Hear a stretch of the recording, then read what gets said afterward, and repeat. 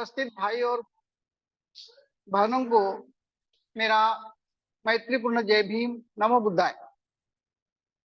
और जो लोग ऑनलाइन मेरा प्रवचन सुन रहे हैं, वो मेरे भाई बहनों को भी मेरा मैत्रीपूर्ण जय भीम। ब्रह्मचारी नंद कीर्ति जी मेरे अच्छे दोस्त है और हम 2015 से साथ में हैं। उन्होंने मेरा परिचय करके दिया, मेरे गुण देखे। हम जब मित्र थे तब हम एक ही चैप्टर में थे, और जब हमारी दीक्षा हुई साथ में ही हुई, और अभी भी हम एक ही चैप्टर में हैं। तो दोस्त होने की वजह से उन्होंने अच्छा परिचय कर दिए, इसलिए मैं उनका बहुत बहुत पुण्यानुमोदन करता हूँ, उनका आभार व्यक्त करता हूँ। ये जो प्रवचन मालिका चल रही है, बौद्धों के 10 अलंकार, तो हमारे जो गुरु है उज्जैन संघरक्षित जी, इन्होंने 1992 में नागपुर में 10 बौद्धों के 10 अलंकार इस पर प्रवचन दिया था। और वही धागा पकड़कर हमारे केंद्र ने 10 बौद्धों के 10 अलंकार यह प्रवचन मालिका शुरू की। ये जो आज जो मैं बता रहा हूं, ये 8वां अलंकार है। इसके पहले ये मालिका पर 8 प्रवचन हुए। पहला प्रवचन जो है वो प्रास्ताविक पर था, बाकी 7 प्रवचन है वो 7 अलंकार पर थे। हो सकता है जो लोग रेगुलर आते हैं उन्होंने 8 प्रवचन सुने होंगे, ऐसा हो सकता है कुछ लोगों के कुछ प्रवचन मिस हुए होंगे, कुछ लोगों ने कम भी सुने होंगे। अभी तक हमने 7 अलंकार पढ़े हैं, इसका मतलब हम ऐसा समझते हैं कि अभी तक हमने 7 अलंकार पहने हैं। ऐसा भी कह सकते हैं कि 7 आभूषण हमने पहने हैं, और अभी 7 आभूषण पहनकर आज हम धम्म यात्रा कर रहे हैं। यानी 8वां अलंकार, 7 आभूषण पहनकर हम धम्म यात्रा कर रहे हैं। मैं आज 8वां अलंकार है जो धम्म यात्रा, उसके बारे में बताने की कोशिश करूंगा, प्रयास करता हूं बताने की। धम्म यात्रा, अगर ये हम शब्द को देखते हैं तो उसमें 2 शब्द है, एक धम्म और दूसरा यात्रा। अतः धम्म यानी क्या? तो बुद्ध की शिक्षाएं यानी धम्म, बुद्ध की शिक्षाएं यानी धम्म। इसका अर्थ यह हुआ कि धम्म जो यह शब्द है, यह शब्द बुद्ध से आया है, बुद्ध से आता है, बुद्ध से संबंधित है। यात्रा यानी भ्रमण करना, फिरना, घूमना, प्रवास करना। ऐसे अलग अलग शब्द हम एक साथ जोड़ते हैं तो धम्म यात्रा यानी पवित्र स्थलों को भेंट देना। धम्म यात्रा करना यानी हमारे जो पवित्र स्थल है वो पवित्र स्थलों को भेंट देना, पवित्र स्थलों का भ्रमण करना, पवित्र स्थलों पर जाना। हम अगर पूरे देश का विचार करते हैं, थोड़ा सोचते हैं, तो हमारे देश में, भारत में अलग अलग धर्म है, और अलग अलग धर्मों के अलग अलग पवित्र स्थल है, और हर धर्म के लोग अपने अपने धर्म के हिसाब से यात्रा करते हैं। हम बौद्ध है, बौद्धों की दृष्टि से देखा जाए तो बुद्ध के जीवन से जो स्थल संबंधित है उसको भेंट देना, उसको जाके देखना, जो जो बुद्ध से संबंधित स्थल है वहां जाकर धम्म यात्रा करना। तो धम्म यात्रा करने से क्या होता है? धम्म यात्रा करने से क्या होता है? तो हमारा और हमारे आदर्श का जो अंतर है, हमारा हमारा और हमारे गुरु का जो अंतर है वो कम होता है। हमारी जो सोच है, हमारी जो धारणा है, हमारे जो दृष्टि है, हमारे जो दृष्टिकोण है, हमारे जो प्रवृत्ति है, वो हमारे समझ में आती है। अगर हमारी गलत धारणा है तो भी समझ में आती है, सही धारणा है तो भी समझ में आती है। अगर हमारी गलत धारणा है तो हम उसमें बदलाव ला सकते हैं, उसको हम सुधार सकते हैं। तो ये बुद्ध की दृष्टि से हो गया। हमें धम्म जो है वो बाबा साहब ने दिया है। हमारे जीवन में बाबा साहब का बहुत ही महत्व है। और बाबा साहब जिन्हें हमें धम्म दिया, तो बाबा अम्बेडकर बाबा साहब जी से जो स्थल संबंधित है वो स्थलों को भी भेंट देना, यह भी एक धम्म यात्रा हो सकती है।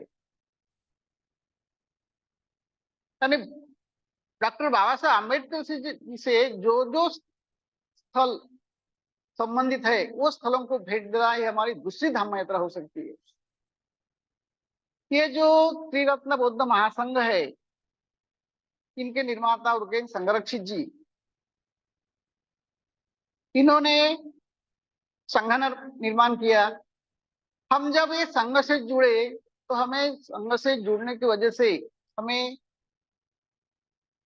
बाबा साहब हम सीखे, हम बुद्ध को सीखे, बाबा साहब को हम देख सके, बुद्ध को देख सके। तो संघर्ष रक्षित जी से जो जो संबंधित स्थल है वो स्थलों को भेंट देना, उनका भ्रमण करना, यह भी हमारे लिए एक धम्म यात्रा हो सकती है।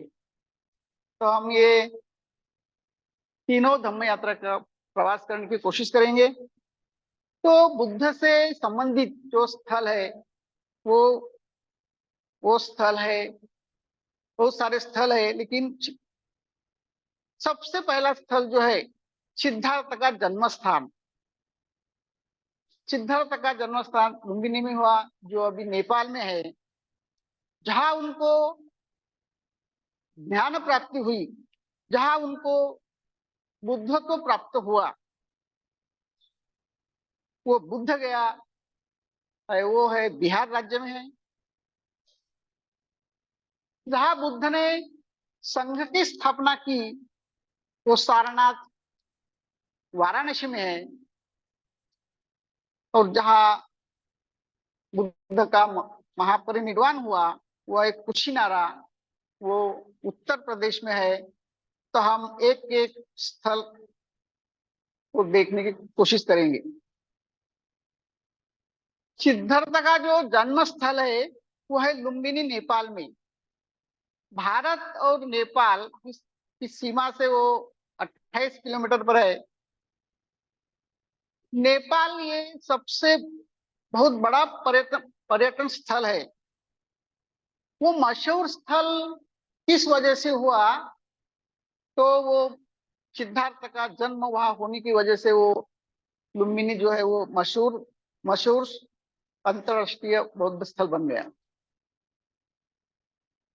लुम्बिनी में ऐसे बहुत सारे स्थल देखने लायक है। उनमें से बौद्ध विहार है, अशोक स्तंभ है, जापान का शांति स्तूप है, लुम्बिनी संग्रहालय है।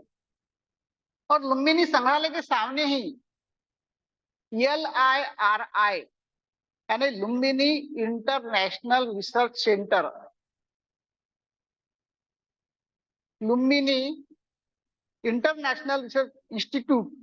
और यह जो इंस्टीट्यूट है, यह इंस्टीट्यूट बौद्ध धर्म और धर्म के अध्ययन के लिए, रिसर्च के लिए सुविधाएं प्रदान करती है। ये हो गया लुम्बिनी पहला स्थल।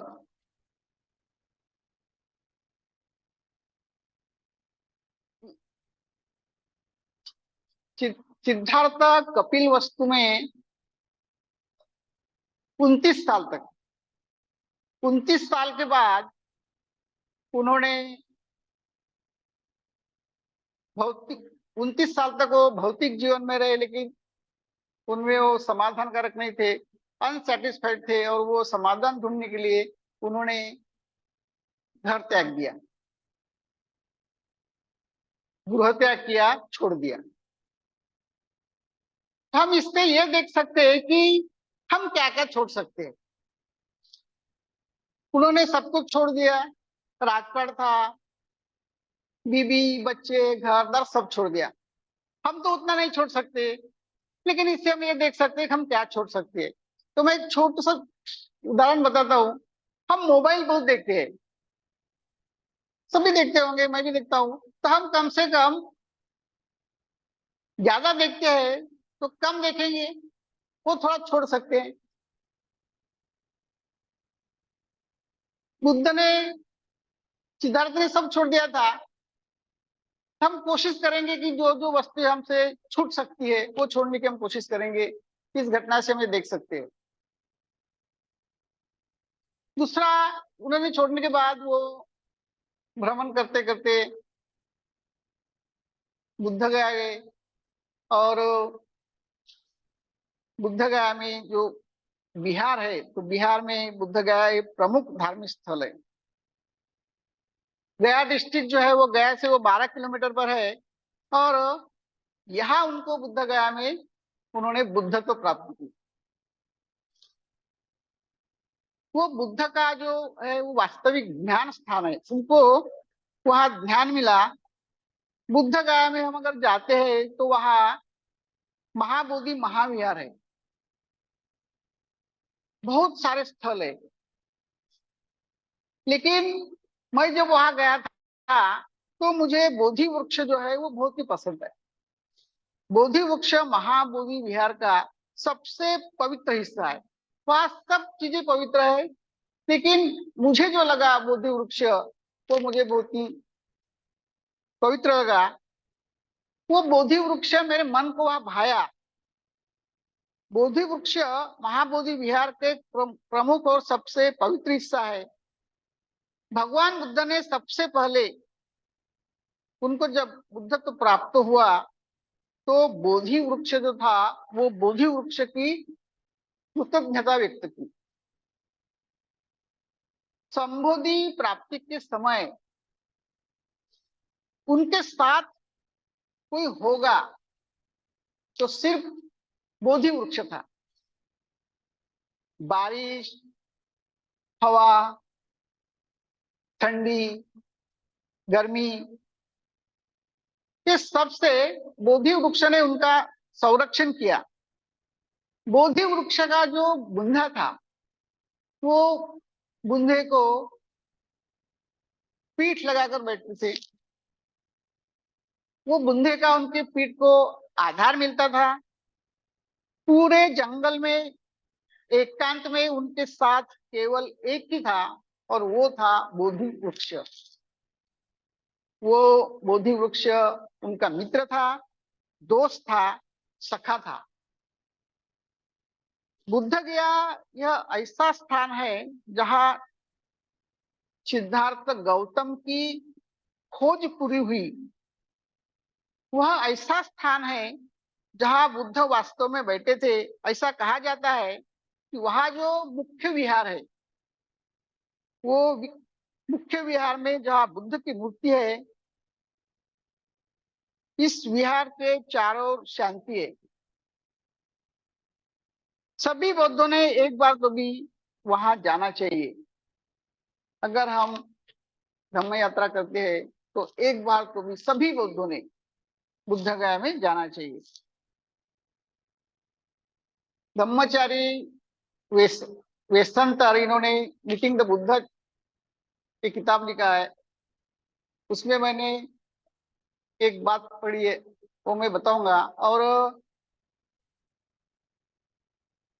ब्रह्मचारी चंद्रशील, इन्होंने अभी एक किताब लिखा है, उनमें भी लिखा है कि पृथ्वी का जो सेंटर पॉइंट है, पृथ्वी का जो केंद्र बिंदु है, वो जहां पर बुद्ध बैठे थे वज्रासन में, वो है। इसके पहले जो बुद्ध हुए वो भी वहां बैठे थे, और बुद्ध भी वहां बैठे, आगे आने वाले भी बुद्ध होंगे वो भी वहां बैठ सकते हैं। तो पृथ्वी का जो सेंटर पॉइंट है वो वहां पे है। तो हमने वो स्थल को जाना चाहिए।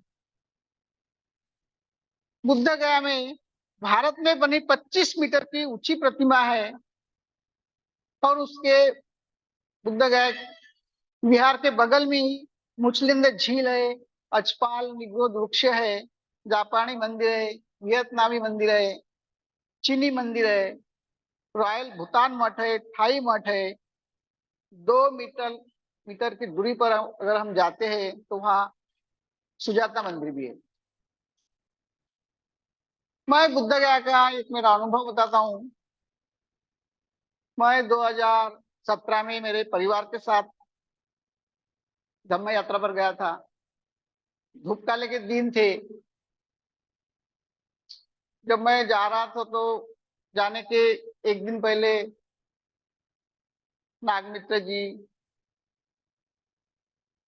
रत्ना रत्न जी, सूर्य जी और मैं, हम तीनों बैठे थे।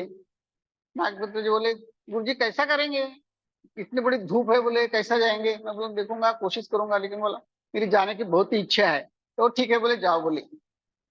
तो 2017 में मैं जब बुद्ध गया गया तो वो पूर्णिमा का दिन था, और पूर्णिमा का दिन होने की वजह से, बुद्ध पूर्णिमा का दिन होने की वजह से वहाँ बहुत ही गर्दी थी।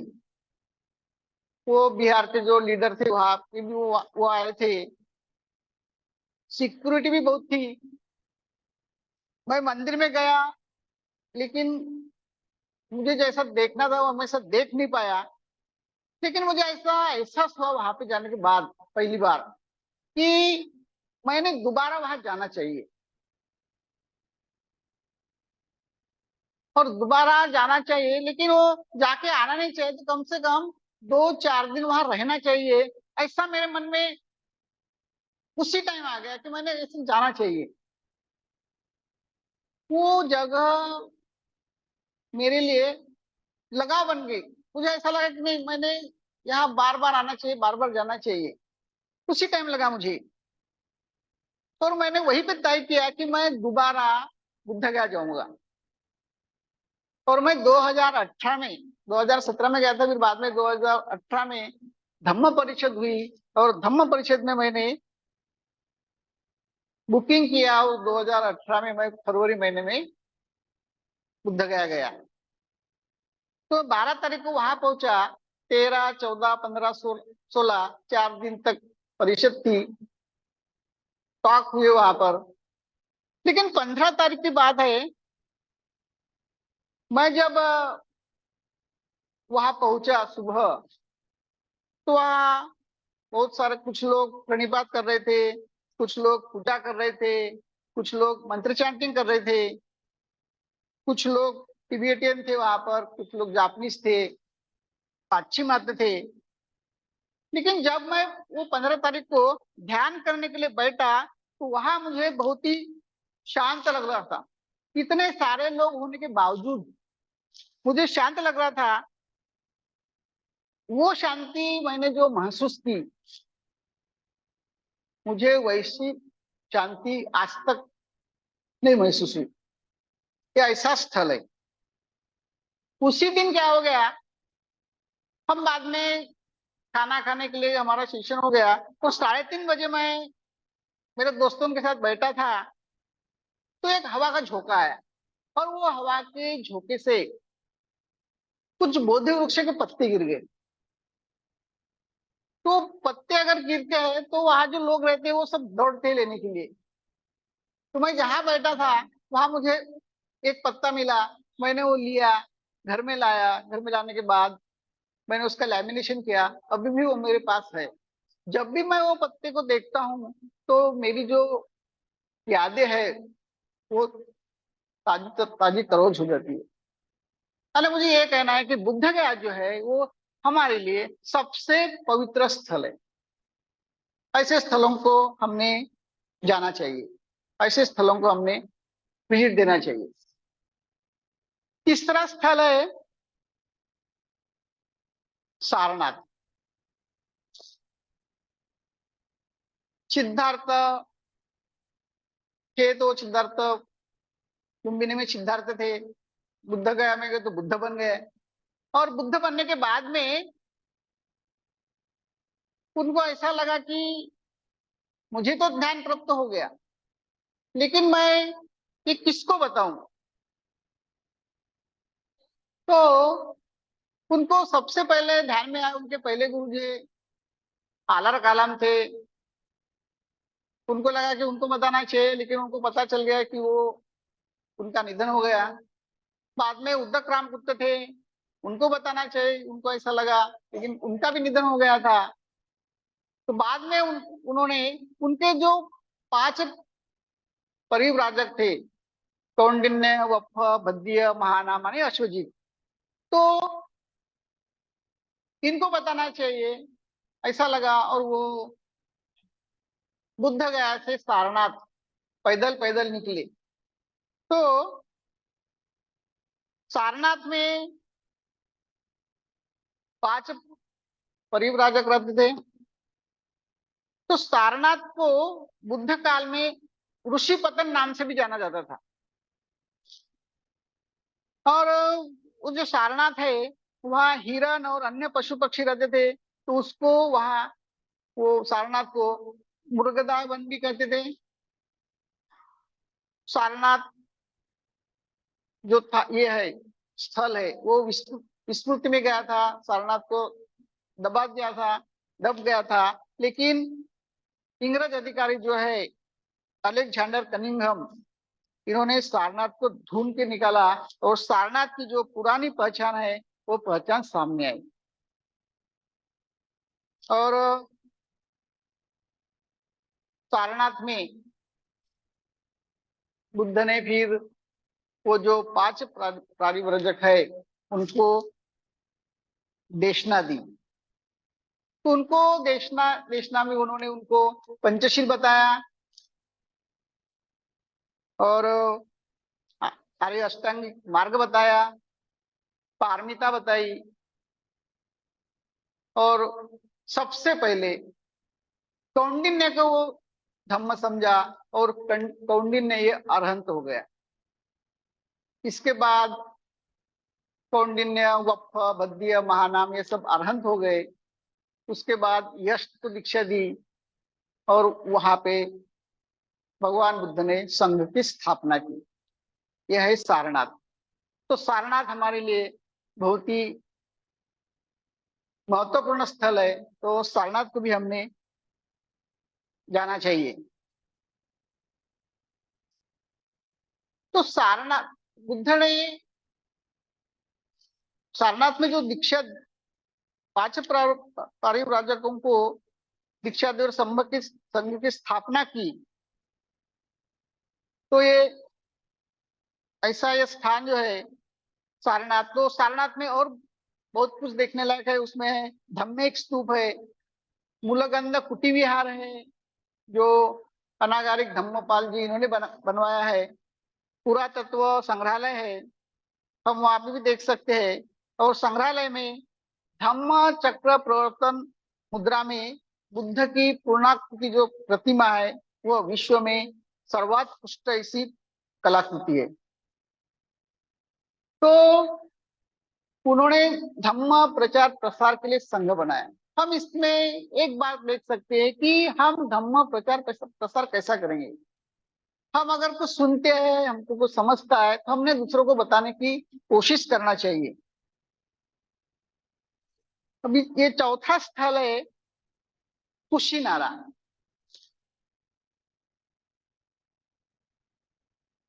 ये उनका महापरिनिर्वाण हुआ।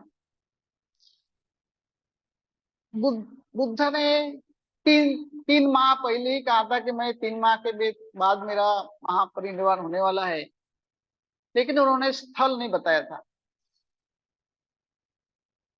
वो वो जब जा रहे थे कुशीनारा की तरफ, तो उन्होंने आनंद को कहा, जाते समय थक गए थे तो मेरे लिए बिछा कर मैं थोड़ा आराम करता हूं। उन्होंने आराम किया।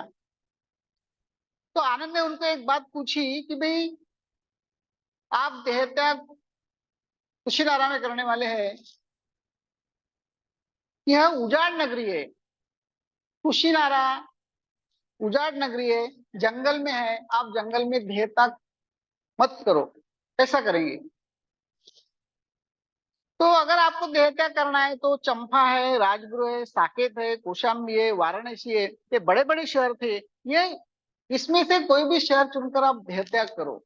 तो बुद्ध ने क्या कहा, आनंद ऐसा मत कहा। महासुदर्शन नाम का जो राजा था, वो महासुदर्शन नाम के राजा की राजधानी थी केशवती।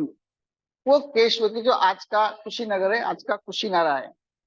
ये कुशीनारा गोरखपुर से 50 किलोमीटर पूरब की ओर है और ये मल्ल लोगों का शालवन था। कुशीनारा में गौतम बुद्ध का महापरिनिर्वाण हुआ। ये भी अंतरराष्ट्रीय ऐसा पर्यटन स्थल है। विश्व भर के बौद्ध वहां पर आते जाते रहते, भ्रमण करते। कुशीनारा में अगर हम जाते हैं और देखते हैं तो वहां पर निर्वाण स्तूप, महापरिनिर्वाण विहार, चीनी विहार, जापानी विहार, वस्तु संग्रहालय है। इसके अलावा सांची, श्रावस्ती, राजगीर, नालंदा ऐसे बौद्ध स्थल हम देखने के लिए जा सकते हैं। बौद्ध स्थलों को हम जब जाते हैं तो हमें लगता है बुद्ध मनुष्य थे, पृथ्वी पर उनका वास्तव्य था, उन्होंने पद भ्रमण किया, वो चलते गए। तो हम सत्य के नजदीक जाते हैं, सत्य की जीत होती है, हम सत्य हमें पढ़ता है, सत्य हमें पढ़ता है, सत्य हमें समझता है। तो हमने ऐसे सभी स्थलों पर घूमने के लिए जाना चाहिए। ये हो गया बुद्ध के स्थल, ये हो गया हमारी पहली धम्म यात्रा। अभी हम दूसरी धम्म यात्रा देखेंगे, बाबा साहब से संबंधित।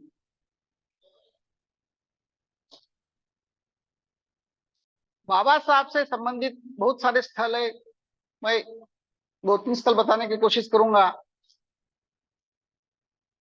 उनका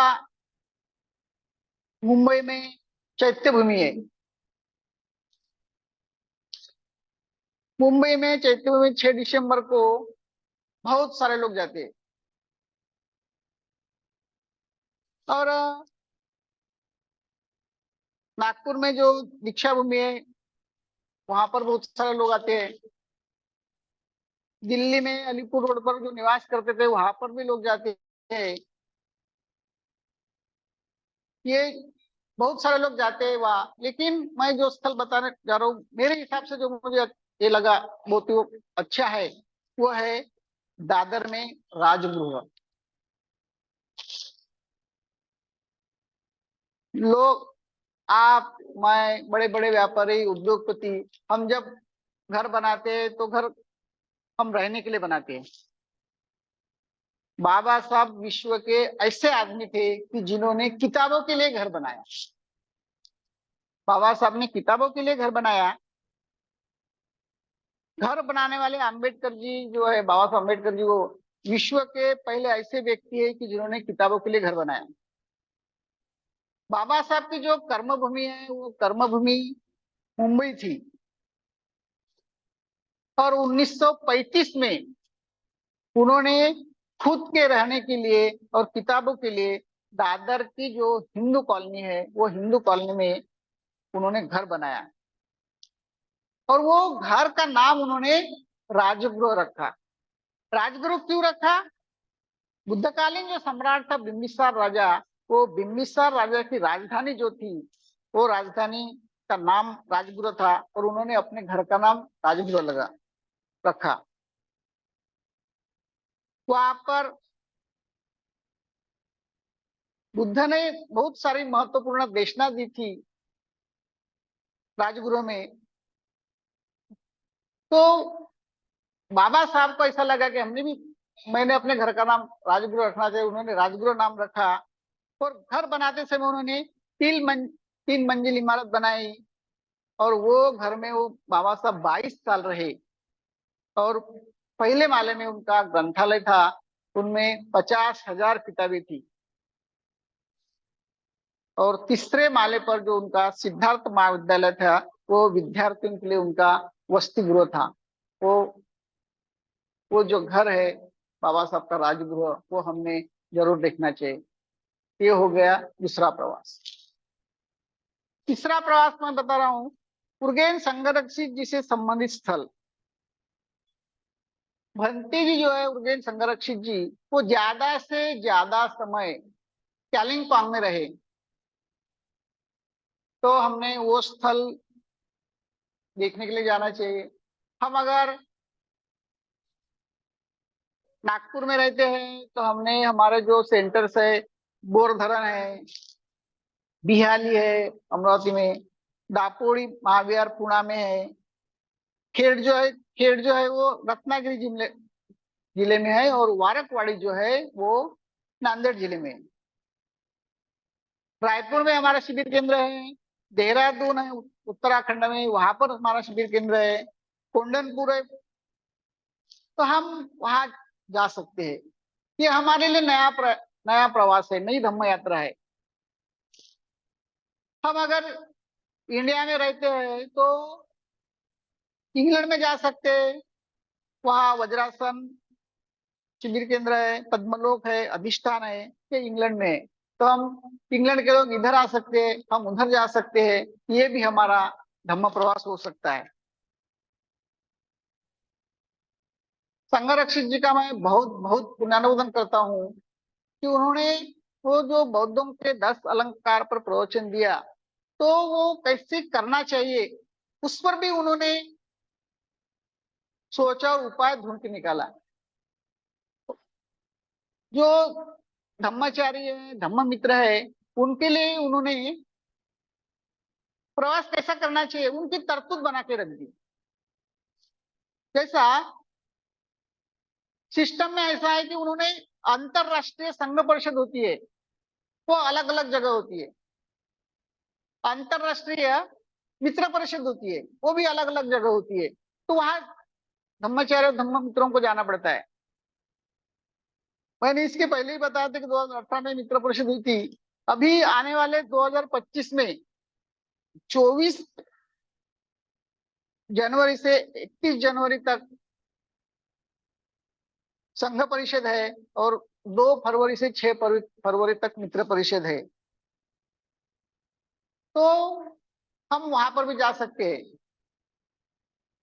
और सुबुति जी संघाराम लेते हैं, वहां पे भी कुछ धम्म मित्र धम्मचारी जा सकते हैं। तो ये जो है, ये भी एक हमारा धम्म यात्रा हो सकती है। हम अगर बौद्ध स्थलों को जाते हैं, वहां घूमते हैं, तो हम हमारा जो मन है वो बहुत ही प्रसन्न होता है। तो धम्म यात्रा से क्या होता है, तो धम्म यात्रा से हमारी जो श्रद्धा है वो श्रद्धा बढ़ती है। और धम्म यात्रा अगर हम करते हैं तो उनके हम प्रतीकों के माध्यम से त्रिरत्नों के नजदीक जाते हैं। हमारे जो त्रिरत्न है बुद्ध धम्म और संघ, उनके हम नजदीक जाते हैं। धम्म प्रवास से, धम्म यात्रा से हमें आनंद मिलता है। धम्म प्रवास अगर अगर हम करते हैं तो हम स्थलों को देखकर चिंतन कर सकते हैं। धम्म से हमारा जो है आध्यात्मिक विकास होता है। मैंने 2017 में यात्रा की, तो मैं एक अपना उदाहरण बताता हूँ। धम्म यात्रा करने से हमारी जो संस्कृति है, यहाँ की जो संस्कृति है, तो यहाँ की संस्कृति हम बाहर की संस्कृति देख सकते हैं। बाहर के लोगों से हमारा संबंध आता है, और हम कुछ तो भी सोचते देने की। मैंने जब 2017 में प्रवास किया था, फिर बाद 2018 में गया, तो मुझे ऐसा लगा कि हमने कुछ देना चाहिए, और मैंने दान देना शुरू किया। और 2018 से मैंने जब से थोड़ा थोड़ा देना शुरू किया। पहले मैं देता नहीं था, सोचता था कि दान देने से क्या होगा, लेकिन जब मैं वहां गया तो मैंने दान देना शुरू किया, और हम जब देना शुरू करते हैं तो वहां से हमारा आध्यात्मिक जीवन शुरू होता है। हम जब तक लेते हैं तो वो हमारा भौतिक जीवन है, लेकिन हम देना शुरू करते हैं तो हमारा आध्यात्मिक जीवन शुरू होता है। तो हमने देना चाहिए। मैंने तब से थोड़ा थोड़ा थोड़ा तक देना शुरू किया। तो और मैं तब से देता हूँ। जिसको भी किसी को मदद लगती है तो मैं देने की कोशिश करता हूँ। तो मैं वहां से सीख गया, धम्म यात्रा से। तो ऐसे जो धम्म स्थल है, तो ऐसे बौद्ध धम्म स्थलों पर हमने जाने का संकल्प करना चाहिए, और संकल्प वो हमने कृत्य में उतारना चाहिए। अगर हम संकल्प करते हैं और कृत्य में नहीं आता है तो वो कुछ फायदा नहीं। तो हमने संकल्प करना चाहिए, वो कृत्य में उतारना चाहिए। अगर हम ऐसा करते हैं तो हमारी धम्म में रुचि बढ़ सकती है। अभी आप बोलेंगे आपने ये तो सब कर लिया, बता दिया, लेकिन धम्म यात्रा कैसे करेंगे? उनके लिए पैसे की जरूरत होती है। बगैर पैसे से धम्म यात्रा होगी क्या? नहीं होगी। तो धम्म यात्रा अगर करनी है तो हमने थोड़ी थोड़ी अगर पैसे की बचत की तो भी हम धम्म यात्रा कर सकते हैं। मैं बचत करने का आपको एक तरीका बताता हूँ। हमारे कमाई का सिर्फ 2% हिस्सा हम बाहर निकाल के रखेंगे। अगर 500 रुपए आप रोज के कमाते हैं तो कम से कम 2% पकड़े उसका, तो कितना होगा? 10 रुपए। एक दिन का 10 रुपए हम बाहर निकाल सकते हैं। 30 दिन का 300 हो गया। एक साल का 3600 हो गया। 5 साल का 18,000 हो गया। यानी आज से भी आपने बचत चालू कर दी तो 5 साल में आप अच्छी से धम्म यात्रा कर सकते हैं। तो मैंने अभी तक आपको धम्म यात्रा यानी क्या, बौद्धों के पवित्र स्थल बताए, लुम्बिनी, बुद्ध गया, सारनाथ, कुशीनारा। बाबा साहब से जो संबंधित स्थल है वो बताने की कोशिश की। बनते संरक्षित जिसे संबंधित स्थल है वो बताने की कोशिश की। हमने पैसे बचाकर कैसी धम्म यात्रा कर सकते हैं यह बताने की कोशिश की। आप सभी ने शांति से सुन लिया, इसलिए मैं आपका आभार व्यक्त करता हूँ, पुण्यार्पण करता हूँ। और मेरे मित्र ने मुझे मेरा अच्छा परिचय कर दिया, उनका भी मैं पुण्यार्पण करता हूँ। और नागलोक केंद्र ने, नागलोक काउंसिल ने मुझे संधि उपलब्ध करके दी। तो नागलोक केंद्र का और काउंसिल का भी मैं बहुत बहुत पुण्यानुमोदन करता हूँ। आप सभी ने मुझे शांति से सुन लिया, इसलिए मैं आपका आभार व्यक्त करता हूँ और मेरे शब्द को विराम देता हूँ, और मैं यहाँ रुकता हूँ। जय भीम।